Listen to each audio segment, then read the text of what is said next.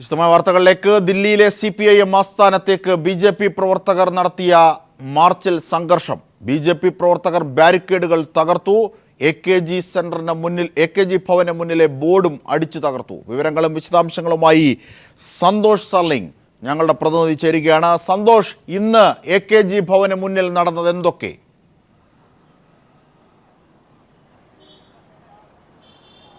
അജിംഷാദ്, രാവിലെ 11 മണിയോടുകൂടി BJPയുടെ ഡൽഹി ഘടകം അധ്യക്ഷൻ സതീഷ് ഉപാധ്യയുടെ നേതൃത്വത്തിൽ ഏകദേശം 500ഓളം വരുന്ന BJP പ്രവർത്തകർ പ്രകടനമായി എത്തുകയായിരുന്നു. ഇത് അവർ ഇന്നലെ തന്നെ അറിയിച്ചിരുന്നു. കേരളത്തിൽ രാഷ്ട്രീയ സംഘർഷങ്ങൾ നടക്കുന്ന പശ്ചാത്തലത്തിലാണ് CPM ഓഫീസിന് മുന്നിലേക്ക്, കേന്ദ്ര കമ്മിറ്റി ഓഫീസിന് മുന്നിലേക്ക് BJP പ്രകടനം നടത്തിയത്. പ്രകടനത്തിൻ്റെ ഒരു അക്രമസ്ഥിതി കണക്കിലെടുത്ത് ഡൽഹി പോലീസ് ബാരിക്കേഡുകൾ ഉയർത്തി സുരക്ഷയൊക്കെ സജ്ജീകരിച്ചിരുന്നു. നിരവധി പോലീസുകാരുമുണ്ടായിരുന്നു. പക്ഷേ ഇവരുടെ പ്രകടനം അടുത്തെത്തി ബാരിക്കേഡുകൾ തകർത്തപ്പോഴേക്കും ഡൽഹി പോലീസ് പൂർണ്ണമായും ഡൽഹി പോലീസ് ഇക്കാര്യത്തിൽ നിഷ്ക്രിയമായിരുന്നു എന്ന് വേണം പറയാൻ. ദൃശ്യങ്ങൾ പോലും നമുക്കത് കാണാമായിരുന്നു. ബാരിക്കേഡ് തകർത്തു. ഏകദേശം 100 മീറ്റർ മാറിയാണ് AKG ഭവനിൽ നിന്നും 100 മീറ്റർ മാറിയാണ് 2 ബാരിക്കേഡുകൾ ഉണ്ടായിരുന്നത്. ഇതിൽ ആദ്യത്തെ ബാരിക്കേഡ് തകർത്തിയ പ്രവർത്തകർ കൂട്ടമായി ഓടിയെത്തി രണ്ടാമത്തെ ബാരിക്കേഡ് തകർത്ത് പിന്നീട് AKG സെന്ററിലേക്ക്, AKG ഭവനിലേക്ക് ഓടി അടുക്കുകയായിരുന്നു. ഇതിൽ ഏകദേശം 100ഓളം വരുന്ന പ്രവർത്തകർ AKG ഭവനെ തൊട്ടടുത്ത് വരെ എത്തി. അടുത്തുള്ള മതിലുകൾ ചാടിക്കടന്ന് ഉള്ളിലേക്ക് കടക്കാൻ ശ്രമം നടത്തുകയും ചെയ്തു. ഇതേസമയം കുറച്ച് AKG ഭവൻ ഉണ്ടായിരുന്ന ജീവനക്കാർ ഇവരെ തടയാനൊക്കെ ശ്രമിച്ചു. കാരണം ഈ ഭാഗത്ത് പോലീസ് വളരെ കുറവായിരുന്നു. ബാരിക്കേഡ് നിൽക്കുന്ന ഭാഗത്തായിരുന്നു പോലീസ് കൂടുതൽ ഉണ്ടായിരുന്നത്. പക്ഷേ ബാരിക്കേഡ് തകർത്ത് പ്രവർത്തകർ ഉള്ളിലേക്ക് കടന്ന് കേന്ദ്ര കമ്മിറ്റി ഓഫീസിൻ്റെ അടുത്തെത്തിയപ്പോഴേക്കും അവിടെ പോലീസ് വളരെ കുറഞ്ഞു. ഈ ഭാഗത്ത് ഇവർ മതിൽ ചാടിക്കടന്ന് ഉള്ളിലേക്ക് കടക്കാൻ ശ്രമിക്കുകയും ചെയ്തു. ഇത് ഉള്ളിലുണ്ടായിരുന്ന ജീവനക്കാരൊക്കെ തടഞ്ഞു. അതിനുശേഷം ഈ പ്രവർത്തകർ AKG ഭവന് മുമ്പിൽ കൂട്ടമായി കൂടിയിരുന്ന് മുദ്രാവാക്യം വിളിക്കുകയും ചെയ്തു.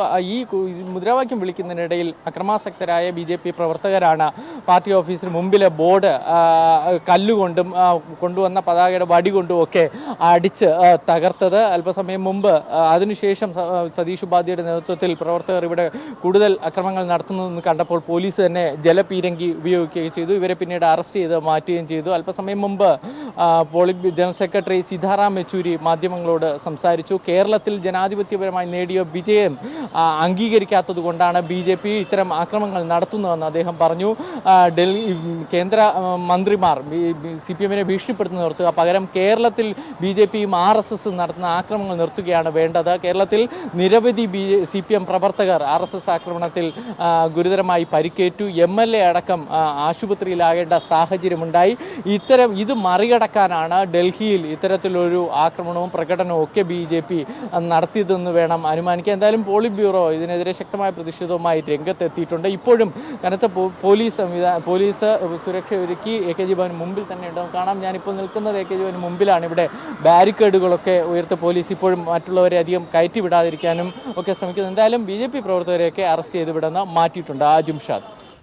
തീർച്ചയായും സന്തോഷ് സർലിംഗാണ് വിവരങ്ങൾ നൽകിയത്. ജനവിധി അംഗീകരിക്കാൻ BJP തയ്യാറാവുന്നില്ല എന്നതിൻ്റെ സൂചനയാണ് AKG ഭവന് നേരെയുള്ള ആക്രമണമെന്ന് സീതാറാം യെച്ചൂരി. BJP ജനാധിപത്യ വിരുദ്ധ പ്രവർത്തനം നിർത്തണം. പ്രചണ്ഡമായ പ്രചരണം നടത്തിയിട്ടും കേരളം BJPയെ തള്ളിക്കളഞ്ഞു. BJP നടത്തുന്നത് ജനവിധിക്കെതിരായ ആക്രമണമാണെന്നും സീതാറാം യെച്ചൂരി ദില്ലിയിൽ പ്രതികരിച്ചു.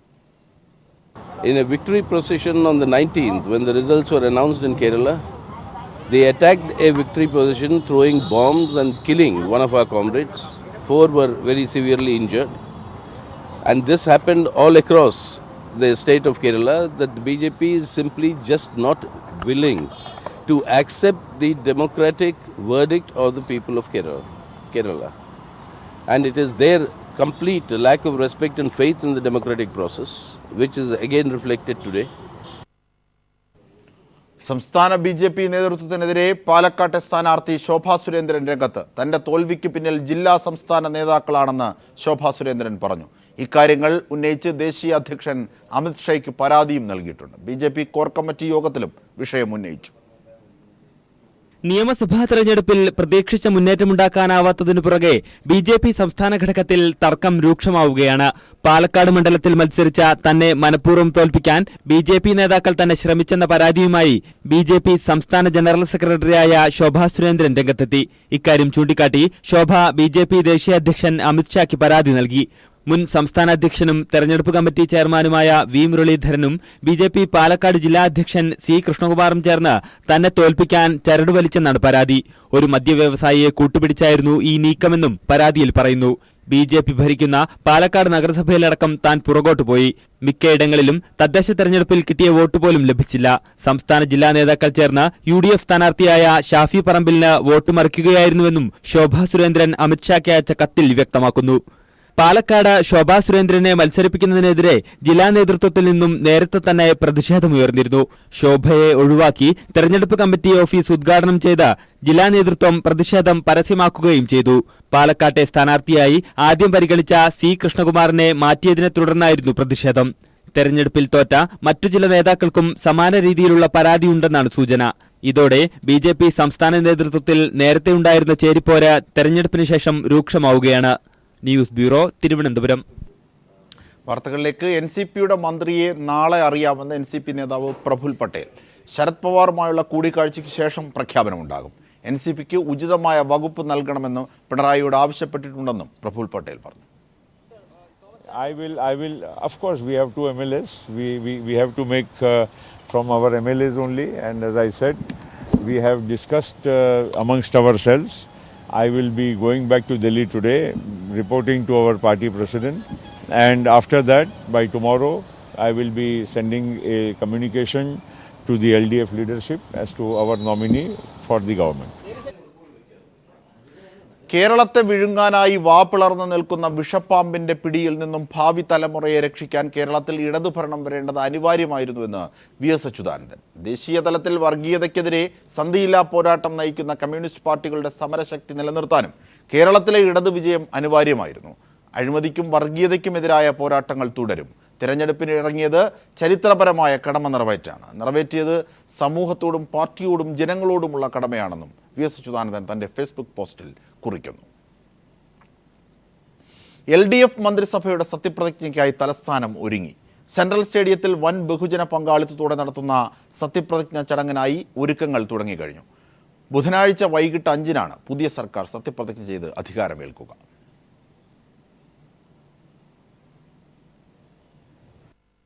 ജനപക്ഷ സർക്കാർ അധികാരത്തിലേറുമ്പോൾ സാക്ഷികളാകാൻ പരമാവധി ജനങ്ങൾക്ക് അവസരമൊരുക്കാൻ വേണ്ടിയാണ് സത്യപ്രതിജ്ഞാ ചടങ്ങുകൾ സെൻട്രൽ സ്റ്റേഡിയത്തിൽ നടത്തുന്നത്. സത്യപ്രതിജ്ഞാ ചടങ്ങിന്റെ വേദിയുടെ നിർമ്മാണ പ്രവർത്തനങ്ങൾ ഇവിടെ ആരംഭിച്ചു കഴിഞ്ഞു. മന്ത്രിമാരുടെ സത്യപ്രതിജ്ഞ സാധാരണ രാജ്ഭവൻ അങ്കണത്തിലാണ് നടക്കാറ്. എന്നാൽ 2006-ൽ VS അച്യുതാനന്ദൻ മന്ത്രിസഭ സത്യപ്രതിജ്ഞ ചെയ്തത് തലസ്ഥാനത്ത് സെൻട്രൽ സ്റ്റേഡിയത്തിൽ പൊതുജനങ്ങളെ സാക്ഷി നിർത്തിയായിരുന്നു. പുതിയ LDF മന്ത്രിസഭയും ആ മാതൃക പിന്തുടരുകയാണ്. നിയുക്ത മുഖ്യമന്ത്രി പിണറായി വിജയന്റെ നേതൃത്വത്തിലുള്ള മന്ത്രിസഭ ബുധനാഴ്ച സെൻട്രൽ സ്റ്റേഡിയത്തിൽ സത്യപ്രതിജ്ഞ ചെയ്ത് അധികാരമേൽക്കും. വൈകിട്ട് 4-ന് നടക്കുന്ന ചടങ്ങിൽ ഗവർണർ ജസ്റ്റിസ് P. സദാശിവം സത്യവാചകം ചൊല്ലിക്കൊടുക്കും. സംസ്ഥാനത്തിന്റെ വിവിധ ഭാഗങ്ങളിൽ നിന്നായി വൻ ജനാവലിയാണ് ചടങ്ങിന് സാക്ഷ്യം വഹിക്കാനെത്തുക. 50,000-ഓളം പേർക്ക് ചടങ്ങ് വീക്ഷിക്കുന്നതിനുള്ള സൗകര്യമാണ് സെൻട്രൽ സ്റ്റേഡിയത്തിൽ ഒരുങ്ങുന്നത്. വേദിയുടെ നിർമ്മാണ പ്രവർത്തനങ്ങളും തുടങ്ങിക്കഴിഞ്ഞു. ഒപ്പം പുതിയ മുഖ്യമന്ത്രിയെയും മന്ത്രിമാരെയും വരവേൽക്കാൻ സെക്രട്ടേറിയറ്റും ഒരുങ്ങുന്നു. ഉമ്മൻചാണ്ടിയും മുൻ മന്ത്രിമാരും ഓഫീസുകൾ ഒഴിഞ്ഞതോടെ അവിടെ നവീകരണ പ്രവർത്തനങ്ങൾ പുരോഗമിക്കുകയാണ്. ജിതിൻ ചന്ദ്രൻ, തിരുവനന്തപുരം. അടിയന്തരാവസ്ഥയിലെ പോലീസ് മർദ്ദനം പിണറായിക്ക് നൽകിയത് അസാമാന്യ കരുത്താണെന്ന് AK Moosa master. Kannur SN കോളേജിൽ Kerala students federation unit vice പ്രസിഡന്റായിരുന്ന മൂസ മാസ്റ്റർ പിണറായിയുമായി ഇന്നും ഏറെ അടുപ്പം പുലർത്തുന്ന വ്യക്തി കൂടിയാണ്. പിണറായി വിജയനെ ജയിലിൽ നിന്ന് പരിശോധനയ്ക്കായി കണ്ണൂരിലെ മൂപ്പൻസ് ക്ലിനിക്കിൽ എത്തിച്ചപ്പോഴാണ് മൂസ മാസ്റ്ററെ ഇന്നും വേദനിപ്പിക്കുന്ന രംഗം കാണാനിടയായത്. അന്ന് കണ്ണൂർ തോട്ടട ഗവൺമെന്റ് ഹൈസ്കൂൾ അധ്യാപകനായ മൂസ മാസ്റ്റർ പരിശോധനയ്ക്കായി ക്ലിനിക്കിൽ എത്തിയതായിരുന്നു. ട്രക്ക് പോലുള്ളൊരു വണ്ടിയിലാണ് ജയിലിൽ നിന്ന് ഭീകരമർദ്ദനത്തിനിരയായ പിണറായിയെ വൈദ്യപരിശോധനയ്ക്കായി കൊണ്ടുവന്നത്. പോലീസുകാർ അദ്ദേഹത്തെ എക്സ്റേ റൂമിലേക്ക് കയറ്റി. അപ്പോൾ അകത്തേക്ക് കയറുന്ന വാതിലിന് അഭിമുഖമായിട്ടാണ് അദ്ദേഹത്തെ കടത്തിയപ്പം കാല് വന്നത്. അപ്പോൾ കാലിൻ്റെ അടിയാണ് കണ്ടത്. സാധാരണ നമ്മുടെയൊക്കെ കാല് ഉള്ളംകാല് ഉള്ളോട്ട് കുഴിഞ്ഞിട്ടല്ലേ ഉണ്ടാവുക. ഇത് പുറത്തോട്ട് ബൾജ് ചെയ്ത് നിൽക്കുകയാണ് 2 കാലം. അപ്പോൾ തന്നെ ഇത് രൂക്ഷമായ മർദ്ദനമാണെന്ന് മനസ്സിലായി. ഞാൻ അവിടെ തന്നെ ഇരുന്നു. എക്സ്റേ കഴിഞ്ഞ് പുറത്തിറങ്ങി കൊണ്ടുപോകുമ്പോൾ കാണുന്നത് ഒരു കാല് തീരെ നിലത്ത് വെക്കാൻ പറ്റുന്നില്ല. അപ്പോൾ എനിക്ക് തോന്നി എല്ലോ മറ്റോ പൊട്ടിയിട്ടുണ്ടാകുന്നതാണ്. വളരെ അവശനായിരുന്നു. ആ രംഗം കണ്ടപ്പോൾ എനിക്ക് തോന്നി ഇനി ഇദ്ദേഹത്തിന് തിരിച്ച് ഒരു ആരോഗ്യത്തിലേക്ക് വരാൻ പറ്റില്ല എന്ന് പൂർണ്ണമായും. പരിശോധനയ്ക്ക് ശേഷം വിദഗ്ധ ചികിത്സ നിർദ്ദേശിച്ച ഡോക്ടറുടെ ഇടപെടൽ നിർണായകമായിരുന്നെന്ന് പിന്നീട് അറിയാൻ കഴിഞ്ഞു. ഭീകരമർദ്ദനത്തിൽ നിന്ന് ലഭിച്ച പിണറായിയുടെ മനക്കരുത്ത് തലശ്ശേരി കലാപവേളയിലും കണ്ടതായി മൂസ മാസ്റ്റർ പറയുന്നു. പ്രതികൂലമായ ഏത് കാലാവസ്ഥയും അതിജീവിക്കാൻ പറ്റി. ഇതിനപ്പുറം ഒരു പ്രതികൂല കാലാവസ്ഥ ഉണ്ടാവേണ്ടതില്ലല്ലോ. തലശ്ശേരി കലാപം നടക്കുമ്പോൾ അവിടെ ഉണ്ടായിരുന്നു. അന്ന് പിണറായി ഇറങ്ങിയത് നമുക്കുണ്ടായ ആത്മവിശ്വാസം അത് ഭയങ്കരമായിരുന്നു. അപ്പോൾ എനിക്കൊന്ന് പിണറായിയുടെയോ പാർട്ടിയോ നിർദ്ദേശമൊന്നും അറിയില്ല. അപ്പോൾ ഞങ്ങൾ കമ്മ്യൂണിസ്റ്റുകാരായിട്ടുള്ള മുസ്ലിംസും ഹിന്ദുസും ഒക്കെ ഉണ്ടാവുമല്ലോ, അതിനെതിരായിട്ട് ഈ പുറത്ത് റോന്തി ഈറ്റാൻ വേണ്ടി കാവൽ നിൽക്കുമ്പോൾ പാർട്ടി കൊടുത്ത നിർദ്ദേശം മുസ്ലിമായ കമ്മ്യൂണിസ്റ്റുകാരെ മാറ്റിവെച്ചിട്ട് ഹിന്ദുക്കളായ കമ്മ്യൂണിസ്റ്റുകാരോട് മുമ്പെന്തിനും സംരക്ഷണം നടത്തിയെടുക്കാനാണ്. അപ്പോൾ ഞാൻ അതിൻ്റെ വിശദീകരണം ആ കാലത്ത് ചോദിച്ചിരുന്നു. അപ്പോൾ ചോദിച്ചപ്പോൾ പറഞ്ഞത് RSSകാർ ആക്രമിക്കുമ്പോൾ ഒരു കമ്മ്യൂണിസ്റ്റുകാരനും ഒരു മുസ്ലിമിനെ ഒരേ സമയത്ത് കൊല്ലപ്പെട്ട് കിട്ടിയാൽ അവർ ജയിച്ചു. അത് മനസ്സിലാക്കിക്കൊണ്ട് തന്നെയാണ് അവർ ആക്രമണത്തിന് വിധേയരാക്കാതെ സംരക്ഷിക്കുന്നതെന്നാണ് പറഞ്ഞത്. അത്രത്തോളം ജാഗ്രതയോടെയാണ് പാർട്ടി അന്ന് പ്രവർത്തിച്ചത്. പോരാട്ടത്തിന്റെയും അതിജീവനത്തിന്റെയും കരുത്തു പകർന്ന വീര്യവുമായാണ് പിണറായി വിജയൻ കേരളത്തിന്റെ ഭരണ നേതൃത്വം ഏറ്റെടുക്കുന്നതെന്ന് ചുരുക്കം. പോലീസിന്റെ മൂന്നാം മുറയിൽ പരിക്കേറ്റ് ചോര പുരണ്ട ഷർട്ടുമായി കേരള നിയമസഭയിൽ പിണറായി വിജയൻ നടത്തിയ പ്രസംഗം ഇന്നും സഭാചരിത്രത്തിന്റെ ഭാഗമാണ്. AK ലതീഷ്, പാലക്കാട്. മന്ത്രിമാരെ നിശ്ചയിക്കാൻ CPIM സംസ്ഥാന സെക്രട്ടേറിയറ്റ് യോഗം ഏതാണ്ട് പൂർത്തിയായി. LDF യോഗം ഇന്ന് നടക്കുന്നുണ്ട്. ഘടകകക്ഷികൾക്കുള്ള മന്ത്രിസ്ഥാനത്തെ ചൊല്ലിയും അടക്കം ഉള്ള യോഗത്തിൽ ഏകദേശ ധാരണയും ഉണ്ടാകും. ഇപ്പോൾ വിവരങ്ങളുമായി KG ദിനകർ ചേരുന്നു. ദിനകർ, സെക്രട്ടേറിയറ്റ് ഏതാണ്ട് പൂർത്തിയായി, ഇനി LDF യോഗമാണ്. തീർച്ചയായും അജിംഷാദ്, സംസ്ഥാന സെക്രട്ടേറിയറ്റ് പൂർത്തിയായി കഴിഞ്ഞിരിക്കുന്നു. മന്ത്രിമാരെ സംബന്ധിച്ച് ഏകദേശ ധാരണയും ആയിട്ടുണ്ട്. മുഖ്യമന്ത്രി ഉൾപ്പെടെ 12 മന്ത്രിമാരായിരിക്കും CPM-ന് ഉണ്ടാവുക. നാളെ നടക്കുന്ന സംസ്ഥാന കമ്മിറ്റിയിൽ മന്ത്രിമാരുടെ പേരുകൾ അവതരിപ്പിച്ച് സംസ്ഥാന കമ്മിറ്റിയുടെ കൂടി അംഗീകാരത്തോടെയായിരിക്കും ഔദ്യോഗികമായി മന്ത്രിമാർ ആര് അല്ലെങ്കിൽ അവരുടെ വകുപ്പുകൾ എന്ത് എന്ന് ഉൾപ്പെടെയുള്ള കാര്യങ്ങൾ പ്രഖ്യാപിക്കുക. ഉച്ചയ്ക്ക് ശേഷം LDF യോഗവും തിരുവനന്തപുരത്തെ AKG സെൻറ്ററിൽ ചേരുന്നുണ്ട്. ഘടകകക്ഷികൾക്കുള്ള മന്ത്രിമാരെ സംബന്ധിച്ച യോഗം ചർച്ച ചെയ്യും. അതോടൊപ്പം തന്നെ ഘടകകക്ഷികൾക്കുള്ള വകുപ്പുകൾ സംബന്ധിച്ചും യോഗം ചർച്ച ചെയ്യും. നാളെ CPI-യുടെ മന്ത്രിമാരെ തീരുമാനിക്കുന്നതിന് എക്സിക്യൂട്ടീവ് യോഗവും സംസ്ഥാന കൗൺസിലും MN സ്മാരകത്തിൽ ചേരും. അതോടൊപ്പം ഉച്ചയ്ക്ക് ശേഷം CPIM MLA-മാരുടെ യോഗവും ചേരുന്നുണ്ട്. നിയുക്ത മുഖ്യമന്ത്രി പിണറായി വിജയനെ നിയമസഭാ കക്ഷി നേതാവായി നാളെ തെരഞ്ഞെടുക്കും. അതോടൊപ്പം തന്നെ NCP-യുടെയും കോൺഗ്രസ് എസിൻ്റെയും ജനതാദളിൻ്റെയും മന്ത്രിമാരെ സംബന്ധിച്ചും തീരുമാനം ഇന്നോ നാളെയോ ആയി ഉണ്ടാകും. കോൺഗ്രസ് എസിൽ നിന്നും കടന്നപ്പള്ളി രാമചന്ദ്രൻ തന്നെ മന്ത്രിയാകുമെന്നാണ് ഉറപ്പായിട്ടുള്ളത്. അദ്ദേഹത്തിന് കോൺഗ്രസ് എസിന് മന്ത്രിയെ നൽകുന്നത് സംബന്ധിച്ച് ഇന്ന് ഉച്ചയ്ക്ക് ശേഷം ചേരുന്ന LDF യോഗത്തിൽ ചർച്ച ചെയ്യും. അതോടൊപ്പം തന്നെ ഘടകകക്ഷികൾക്കുള്ള മന്ത്രിമാരെ സംബന്ധിച്ചും യോഗം ചർച്ച ചെയ്യും. അതിനുശേഷം മാത്രമേ അന്തിമ തീരുമാനം പ്രഖ്യാപിക്കാൻ കഴിയുകയുള്ളൂ. എന്തായാലും സെക്രട്ടേറിയറ്റ് യോഗം പൂർത്തിയായിരിക്കുന്നു. മന്ത്രിമാരെ സംബന്ധിച്ച് ഏകദേശ ധാരണയിലേക്ക് എത്തിയിരിക്കുന്നു. പ്രവർത്തന പരിചയമുള്ള അല്ലെങ്കിൽ മുൻകാല പരിചയമുള്ള അനുഭവ സമ്പത്തുള്ള മന്ത്രിമാരും അതോടൊപ്പം തന്നെ പുതുമുഖങ്ങൾക്കും പ്രാമുഖ്യം നൽകിക്കൊണ്ടാണ് മന്ത്രിമാരുടെ പട്ടിക ഇപ്പോൾ തയ്യാറാക്കിയിരിക്കുന്നത്. അത് നാളെ സംസ്ഥാന കമ്മിറ്റിയിൽ അവതരിപ്പിച്ച് അംഗീകാരത്തോടു കൂടി ആണ് ഔദ്യോഗികമായി പുറത്തിറക്കുക. അജിംഷാദ്. ശരി ദിനകറാണ് വിശദാംശങ്ങൾ നൽകിയത്. വാർത്തകളിലേക്ക്. സംഘടനാപരമായ ദൗർബല്യമാണ് അടൂരിൽ തൻ്റെ തോൽവിക്ക് കാരണമായതെന്ന് കോൺഗ്രസ് സ്ഥാനാർത്ഥിയായിരുന്ന KK ഷാജു. പാർട്ടി പ്രവർത്തകർ പലപ്പോഴും പ്രചാരണ പ്രവർത്തനങ്ങളിൽ നിന്നും പിന്നോട്ട് പോയി. അതേസമയം താൻ നടത്തിയ വികസനങ്ങളെ മാനിച്ചുകൊണ്ടാണ് തനിക്ക് വലിയ ഭൂരിപക്ഷത്തിൽ വിജയിക്കാൻ സാധിച്ചതെന്ന് ചിറ്റയം ഗോപകുമാർ MLA പറഞ്ഞു. KK ഷാജു പറയുന്നത്